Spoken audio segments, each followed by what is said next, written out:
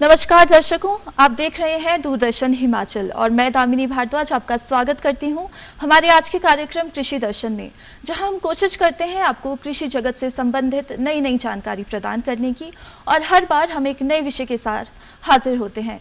तो आइए शुरू करते हैं अपने कार्यक्रम को, जहां हम आज बात करेंगे मिट्टी परीक्षण के बारे में।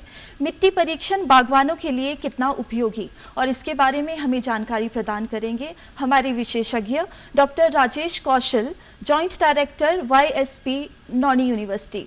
तो आइए अपने कार्यक्रम को आगे बढ़ाते हैं और डॉक्टर साहब, आपका बहुत बहुत स्वागत करते हैं हम अपने कार्यक्रम में।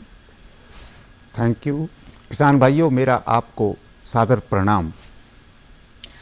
डॉक्टर साहब, तो हम आज अपने टॉपिक को शुरू करते हुए कि मिट्टी परीक्षण, तो सबसे पहले हम आपसे जानना चाहेंगे कि मिट्टी परीक्षण क्या है। आम भाषा में हम कैसे समझें कि मिट्टी परीक्षण क्या है, किसे कहते हैं मिट्टी परीक्षण?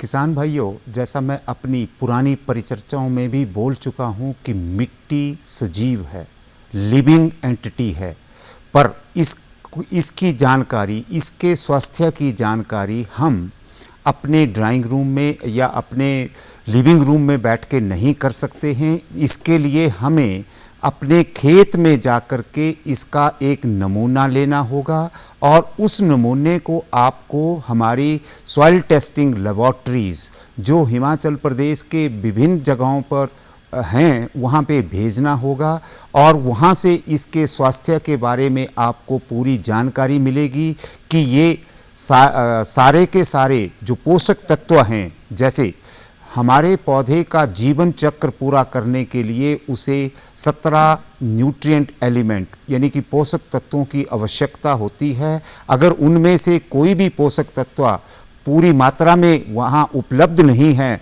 तो आपका पौधा अपना पूरा जीवन चक्र नहीं कर सकता है।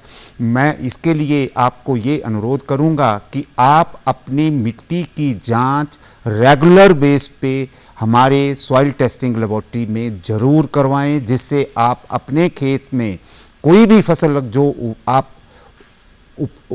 उपजा रहे हैं उसका आपको भरपूर लाभ मिल सके। जी डॉक्टर साहब, आपने हमें बताया कि कैसे क्या होती है मिट्टी परीक्षण, क्यों हमें करना चाहिए। तो इसी के साथ अगला सवाल मेरा आपसे ये रहेगा कि मिट्टी परीक्षण हम कैसे कर सकते हैं, क्या इसका प्रोसीजर है, किस तरह से मिट्टी परीक्षण होता है? मिट्टी परीक्षण के लिए किसान भाइयों, जैसे अगर आप सीरियल क्रॉप्स जैसे कि अनाज की फसलें या फलदार पौधे अपने खेत में उगा रहे हैं तो इसके लिए आपको अलग अलग तरह से सॉइल सैंपलिंग यानी कि मिट्टी का नमूना लेना होगा और उस नमूने को लेकर के आपको हमारी लेबोरेटरी में भेजना होगा। जैसे उदाहरण के लिए अगर आप सीरियल यानी कि फसल उगा रहे हैं तो आपने क्या करना है, एक थंब रूल याद रखना है कि आपने जब अपनी फसल काट ली उस समय आप अपने खेत से उसका नमूना लें और तब उसको हमारे को भेजें। और जहाँ तक फलदार पौधों का प्रश्न है तो फलदार पौधों में आप हमेशा जब आप फल की तोड़ाई कर लेते हैं तो उसके बाद आप अपने बगीचे से इसका नमूना लें और उस नमूने को हमारे को भेजें। मैं किसान भाइयों आपको ये बताना चाहता हूँ कि मिट्टी सजीव है, पर ये अपंग है, ये बहरी है, ये गूंगी है, ये आपको कुछ नहीं बता सकती है। उसके लिए आपको अपने खेत में, अपने बगीचे में जाकर के जो भी फसल वहाँ पे ग्रो हो रही है, कर रहे हैं आप, उसका आपको देख करके, जिसे हम अपनी साइंटिफिक भाषा में बोलते हैं कि उसमें कोई अगर डेफिशिएंसी सिम्टम, किसी चीज़ की अगर कमी है तो वहाँ जाकर के पौधा जो उसके ऊपर उग रहा है वो आपको अपना सिम्टम वहाँ पे दिखाएगा और उस सिम्टम से हम उसमें एनालाइज कर सकते हैं कि इस मिट्टी में इस तत्व की कमी है और उसको कितना डालना है। उसकी जांच हम भी देखकर नहीं बता सकते, उसके लिए हमें इसकी मिट्टी की जांच करनी होती है, जिसके लिए एक प्रयोगशाला की आवश्यकता होती है और वो प्रयोगशाला में ही आप उसको टेस्ट कर सकते हैं। जी डॉक्टर साहब, जैसे आपने बताया कि प्रयोगशाला चाहिए, हमें मिट्टी का सैंपल लेना होता है, तो हम देखते हैं कि कई बागवान ऐसे हैं, कई हमारे कृषि भाई ऐसे हैं जिन्हें नहीं पता है इसके महत्व, या कोई बागवान ऐसे हैं कि मिट्टी परीक्षण आज तक नहीं करवाया है। तो हम आपसे जानना चाहेंगे कि मिट्टी परीक्षण करने क्यों आवश्यक है, मिट्टी परीक्षण करना, क्या इसके फ़ायदे हैं और क्या उद्देश्य रहते हैं मिट्टी परीक्षण करने के? तो किसान भाइयों, मैं आपको ये बताना चाहता हूँ कि मिट्टी परीक्षण, जैसे आप अपनी अनाज की फसलें जहाँ पे ग्रो कर रहे हैं, जहाँ पे मक्की है, धान है, गेहूँ है, तो मैं आपको एक थंब रूल आपको देता हूँ कि आप इसको 5 सालों में ज़रूर एक बार इसका परीक्षण करवाएं। और जहाँ पे आप सब्जी उत्पादन कर रहे हैं या आप फलदार पौधे ग्रो कर रहे हैं, वहाँ पे अगर आप 3 साल बाद भी इसका परीक्षण करवाएंगे तो आपके लिए ये लाभकारी होगा, क्योंकि मिट्टी की जांच करने के बाद ही हम आपको ये बता सकते हैं कि इसमें फर्टिलाइज़र यानी कि जो खादें हैं कितनी मात्रा में डालनी है, और उसके बाद आपने गोबर की खाद कितनी मात्रा में डालनी है, ये चीज़ें हम आपको तब बता सकेंगे।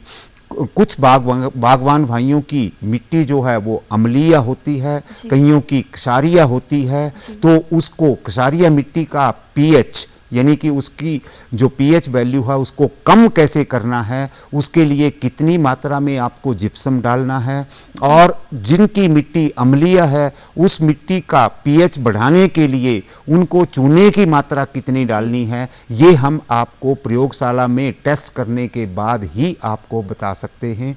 तो इसके लिए आप इसकी रेगुलर रूप में, जैसे आप अपने स्वास्थ्य की जांच के लिए विभिन्न अस्पतालों में जाते हैं, तो आप अपनी इस मिट्टी की जांच के लिए भी अपना इसका एक नमूना लेकर के उसको आप हमारी प्रयोगशाला में भेजिए, और वहाँ से उसके लिए आप पूरी जानकारी पाइए, और उससे आपको कम खर्चे में अधिक उत्पादन मिलने की आपके लिए एक वो रहती है कि आप अधिक उत्पादन इसमें ले सकते हैं। जी डॉक्टर साहब, आपने हमें बताया।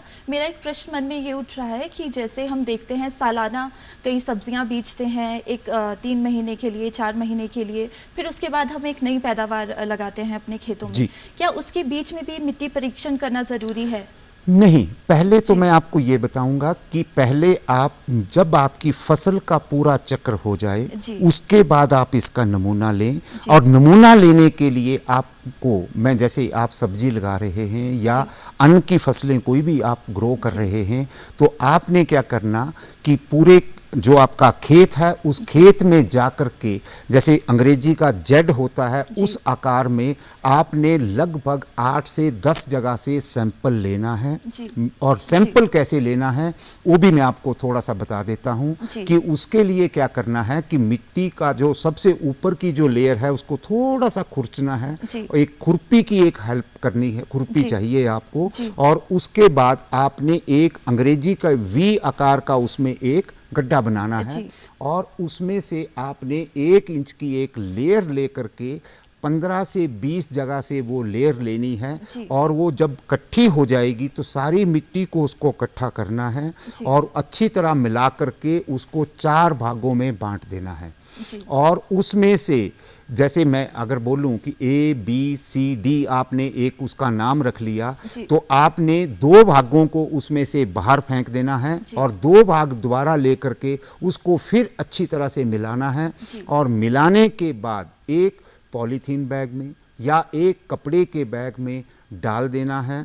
और पर ध्यान ये रखना है कि मिट्टी बहुत ज़्यादा गीली भी नहीं होनी चाहिए, क्योंकि अगर गीली होगी तो उसमें हमारा केमिकल रिएक्शन कुछ और हो जाते हैं। थोड़ा सा उसको सुखा लेना है, और सुखाने के बाद उसमें एक खेत के नंबर अपने तरफ से, आपको अपने खेतों का पता है कि ये मेरा ये खेत यहाँ पे है, तो उसका एक नंबर डाल करके और अपना एक नाम डाल करके, और कौन कौन सी फसलें आप वहाँ पे ग्रो कर रहे हैं उनके बारे में थोड़ी सी चर्चा लिख देनी है कि मैं इसमें जैसे मक्की, या आपके गोभी वर्गीय फसलें या आपके टमाटर या मटर की फसल ग्रो करता हूं और इस फसल के बाद मैं इस फसल को ग्रो करना चाहता हूं, वो आपने हमें लिख के दे देना है।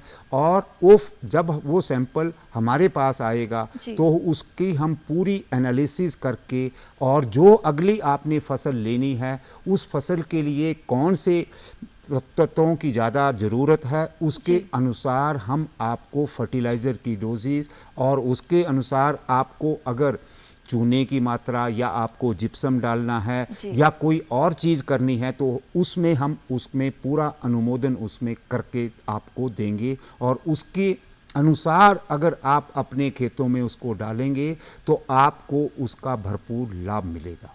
जी डॉक्टर साहब, आपने हमें बताया कि सैंपल कैसे लेना है, कहाँ से लेना है। क्या जब हम सैंपल लेते हैं, मिट्टी का नमूना हम लेते हैं, तो उस वक्त हमें क्या क्या सावधानी बरतनी चाहिए, किन किन बातों को ध्यान में रखना चाहिए?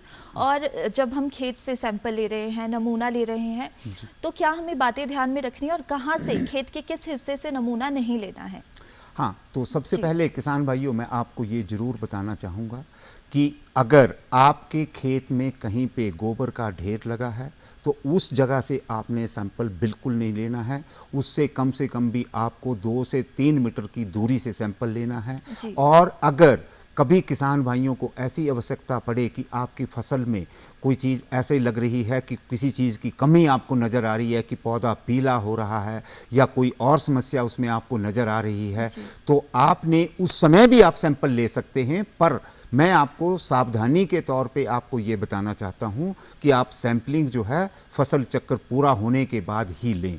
और इसके अलावा जहाँ पे कई जगह ज़मीन में क्या होता है, मिट्टी में क्या होता है कि कई जगह पत्थर होता है खेत में, तो वहाँ से आपने सैंपल नहीं लेना है।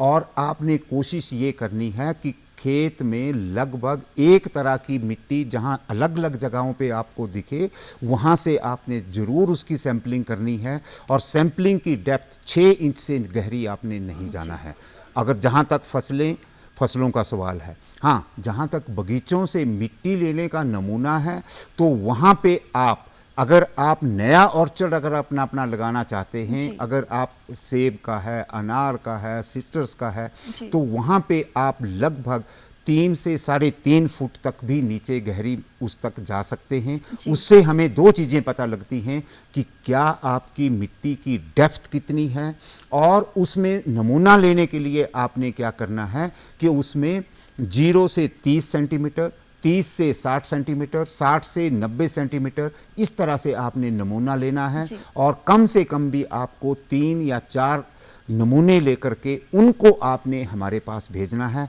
तो हम उसका आपको पूरा परीक्षण करके बता देंगे कि क्या ये मिट्टी जो है या जहाँ से आपने सैंपल भेजा है कि ये आपके ऑर्चर्ड लगाने के लायक है या नहीं है, उसका हम पूरी जानकारी आपको उसमें देंगे। जी डॉक्टर साहब, अब नमूना हम दे देते हैं अपने खेतों से, बागवानों ने नमूना दे दिया, तो जब हम नमूना दे रहे हैं तो उन्हें किन किन पहले तो चीज़ों की आवश्यकता होगी नमूना लेने के लिए, क्या क्या चीज़ें उन्हें चाहिए और क्या क्या बातें उन्हें ध्यान में रखनी है, ये आपने हमें बता दिया। और साथ ही जब मिट्टी का नमूना हम देते हैं उसकी रिजल्ट के लिए हम देखते हैं, उसकी जांच के लिए हम दे रहे हैं, तो उसी के साथ बागवान को और अपनी साथ में इंफॉर्मेशन क्या क्या देनी है? क्या वो ये भी बता सकते हैं कि उपजाऊ नहीं है या किस तरह की खेती हो रही थी, पहले खेती अच्छी हो रही है अभी नहीं हो रही है, मतलब किन किन बातों का ध्यान रखना है और साथ में उन्हें बागवानों को क्या क्या साथ में लिख के देना पड़ता है मिट्टी के नमूने के साथ? हाँ, बागवान भाइयों और किसान भाइयों, आपको सिर्फ अपना नाम, आप कौन सी फसल वहाँ पे ग्रो कर रहे हैं या आपकी घासनी में है वहाँ पे आपने ऑर्चर्ड लगाना है तो आपको वो लिख के देना पड़ेगा। और अगली फसल आपने वहाँ पे क्या ग्रो करनी है, सिर्फ हमें 3 चीज़ें अगर आप लिख के दे देंगे तो हम आपको उसके बेस पे पूरा समाधान आपको करके देंगे कि ये चीज़ आप करो। जी डॉक्टर साहब, बहुत बढ़िया आपने हमें सवाल हमारा आंसर दिया है। तो इसी के साथ अगला सवाल मेरा आपसे ये रहेगा कि हिमाचल में हम अगर मिट्टी का नमूना देना है, क्या ये सुविधा सबके लिए उपलब्ध है? कहाँ कहाँ है मिट्टी परीक्षण केंद्र, कहाँ कहाँ पर बागवान अपनी मिट्टी को दे सकते हैं जांच के लिए और कहाँ कहाँ पर केंद्र है मिट्टी परीक्षण के लिए? हाँ, तो किसान भाइयों, मैं आपको ये बताना चाहूँगा कि डॉक्टर यशवंत सिंह परमार औद्यानिकी एवं वानिकी विश्वविद्यालय के नौनी कैंपस में एक विश्व स्तरीय एक लेबॉर्ट्री है, soil and leaf testing laboratory है। आप हमारे यहाँ पे सैंपल दे सकते हैं। इसके अलावा हमारे KVK कृषि विज्ञान केंद्र जो हैं वो रोहडू में है, किन्नौर में है, सारबो में है, उसके बाद चंबा में है। उसके बाद आप हमारे रिसर्च स्टेशंस जैसे हमारा इसके अलावा स्पीति में आप ताबो में भी दे सकते हैं। इसके अलावा आप हमारे रिसर्च स्टेशन जैसे मशोबरा में हुआ, हमारा कुल्लू में है, हमारा धौला कुआं में है, जांच में है, कांगड़ा डिस्ट्रिक्ट में। आप हमारे विश्वविद्यालय के इन सभी केंद्रों पे आप मिट्टी की जांच करवा सकते हैं। और इसके अलावा मैं आपको और भी बताना चाहूँगा कि हमारी दूसरा विश्वविद्यालय जो कृषि विश्वविद्यालय पालमपुर में है, उनके भी मेन कैंपस में तथा उनके विभिन्न रिसर्च स्टेशंस पे सॉइल टेस्टिंग की सुविधा जो है वो उपलब्ध है। इसके अलावा department of agriculture district headquarter पे इनकी सॉइल टेस्टिंग लेबॉर्ट्रीज हैं, वहाँ पे भी आप इनका सैंपल अपना सॉइल का नमूना दे सकते हैं और उसकी टेस्टिंग करवा सकते हैं। जी डॉक्टर साहब, आपने हमें बताया कि कहाँ पर देना है, कैसे देना है, और केंद्र आपने हमें बताया कहाँ कहाँ देना है। इसके बाद मेरा सवाल आपसे ये है कि जब नमूना हमने दे दिया, उसका रिजल्ट आ जाता है, हमें पता रिजल्ट अलग अलग तरह के आएंगे, अलग अलग मिट्टी के अलग अलग रिजल्ट आएंगे। कुछ हो सकता है उपजाऊ है, कुछ रिजल्ट इतने बढ़िया नहीं है। तो क्या आपके केंद्र के द्वारा बागवानों को बताया जाता है कि उसे किस तरह से और बेहतर कर सकते हैं, या क्या करना चाहिए? तो अगर आप हमें बताएं।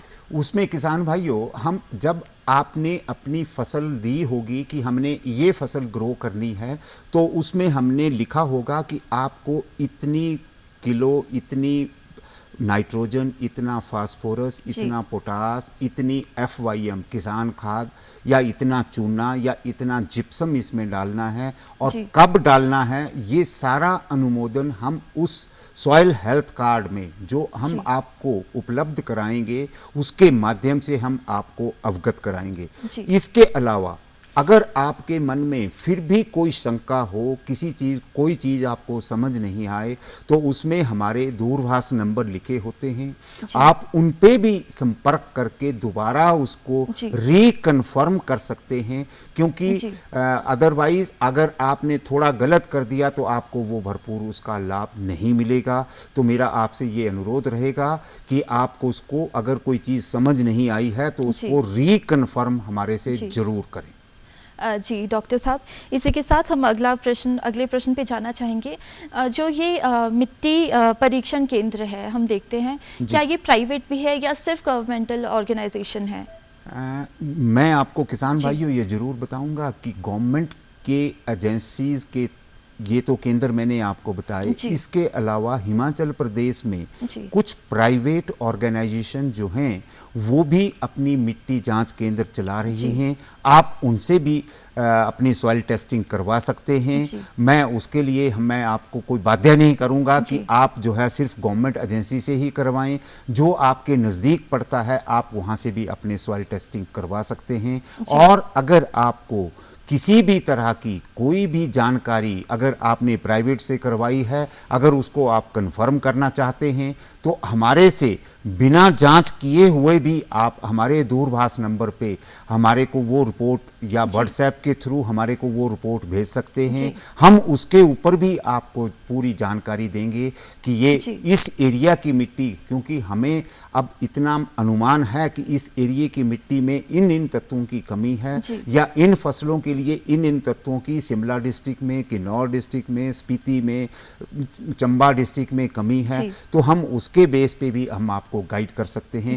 उसके लिए आपको ये सेवा निःशुल्क विश्वविद्यालय की तरफ से दी जाएगी। डॉक्टर साहब, अगर हम देखें कि अभी आपने बताया कि एजेंसी के थ्रू भी टेस्टिंग हो सकती है, क्या अगर कोई मिट्टी परीक्षण केंद्र खोलना चाहे तो क्या वो खोल सकते हैं, या कितनी उस पर लागत आती है अगर वो खोल सकते हैं? तो अगर आप हमें इसके बारे में थोड़ा विस्तृत जानकारी दें।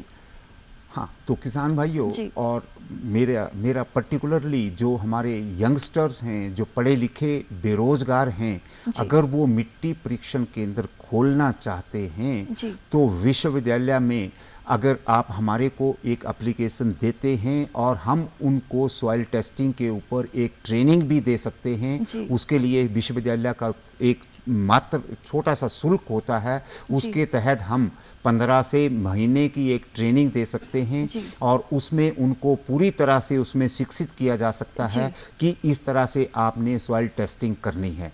जी। जहाँ तक आपका दूसरा प्रश्न रहा कि अगर आपने मैक्रो, मैं आपको किसान भाइयों दो जी। चीज़ें बताना चाहता हूँ कि मिट्टी की जांच जब हमने करनी है तो बेसिक प्रॉपर्टीज़ होती हैं जिनको हम बेसिक बोलते हैं, pH, EC electrical conductivity, organic carbon, N nitrogen, phosphorus, potash. जी। अगर यहाँ तक एनालिसिस करनी है तो उसके लिए आपको बहुत ज़्यादा पैसे की ज़रूरत नहीं है, पर जो भी एंटरप्रेन्योर माइक्रो न्यूट्रिएंट एनालिसिस करना चाहता है उसके लिए हमें थोड़े सोफिस्टिकेटेड इंस्ट्रूमेंट्स की आवश्यकता पड़ती जी। है, जिसे हम एटॉमिक ऑब्जॉर्प्शन स्पेक्ट्रोफोटोमीटर के नाम से जानते हैं। उसके लिए हो सकता है कि आपको लगभग 50 से 80 लाख रुपए तक का लागत भी आपकी लेबोरेटरी में लग सकती है, क्योंकि ये अकेला इंस्ट्रूमेंट ही 20 से 25 लाख से कम नहीं आता है अगर आपने अच्छी जांच करनी है।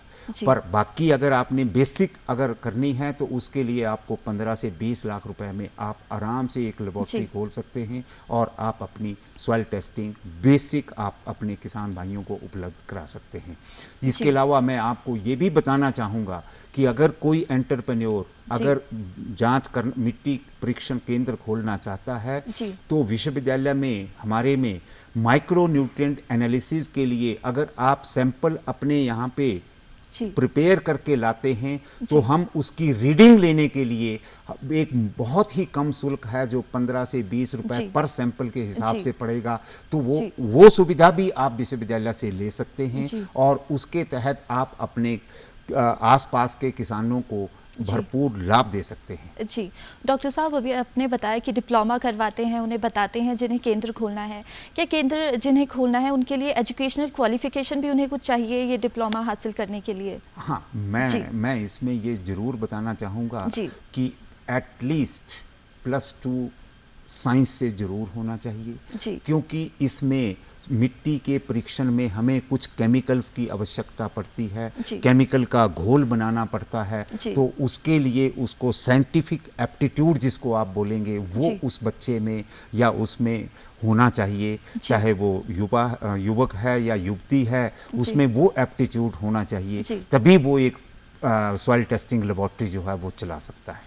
जी, और डॉक्टर साहब हमने देखा है कि जो ये सॉइल टेस्टिंग की मिट्टी परीक्षण की किट भी अवेलेबल है कहीं कहीं जगह पे, क्या ये हिमाचल में भी अवेलेबल है? हाँ, ये किट जो है आप हिमाचल प्रदेश में भी ये अवेलेबल है, पर मैं आपको ये बताना चाहूँगा कि किट से सिर्फ आपको एक इंडिकेशन मिलती है और उससे आपकी पूर्ण परीक्षण नहीं होता है।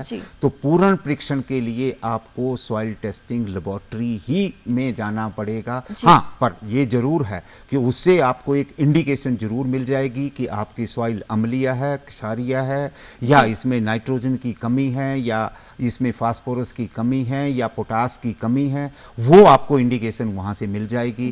पर जो अमाउंट है और वो जो चीज़ें हैं वो तभी होंगी जब हम उसका पूर्ण परीक्षण करेंगे। जी, अंत में डॉक्टर साहब एक सवाल मैं आपसे जानना चाहूँगी, उसका उत्तर मैं चाहूँगी कि चंद शब्दों में आप हमें उसका आंसर दें कि हम जागरूक कैसे करें हमारे बागवान भाइयों को कि उन्हें मिट्टी परीक्षण करना है। मैं इसमें ये बोलना चाहूँगा कि जैसे आप अपने स्वास्थ्य के लिए चिंतित रहते हैं, उसी तरह से आपको प्रोड्यूसिंग मीडिया यानी कि मिट्टी के स्वास्थ्य के बारे में भी सचेत रहना पड़ेगा। उसी से आप इस धरोहर को अपने आने वाली पीढ़ी के लिए दे सकेंगे। अदरवाइज मरी हुई मिट्टी अगर आप अपनी अगली जनरेशन को देंगे तो उसको क्या मिलेगा, इस चीज़ से आप भलीभांति आप इसको समझ सकते हैं। जी डॉक्टर साहब, बहुत खूब, आपने बहुत अच्छे लफ्ज़ों में हमें बताया और समझाया आज का हमारा मिट्टी परीक्षण विषय के बारे में। डॉक्टर साहब धन्यवाद आपका, बहुत बहुत धन्यवाद। आपने हमें इतनी अहम जानकारी दी और मैं धन्यवाद करना चाहूँगी अपने दर्शकों का हमारे कार्यक्रम में हमारे साथ जुड़े रहने के लिए। तब तक के लिए आप देखते रहिए दूरदर्शन हिमाचल। आपसे फिर होगी मुलाकात। नमस्कार। प्रणाम।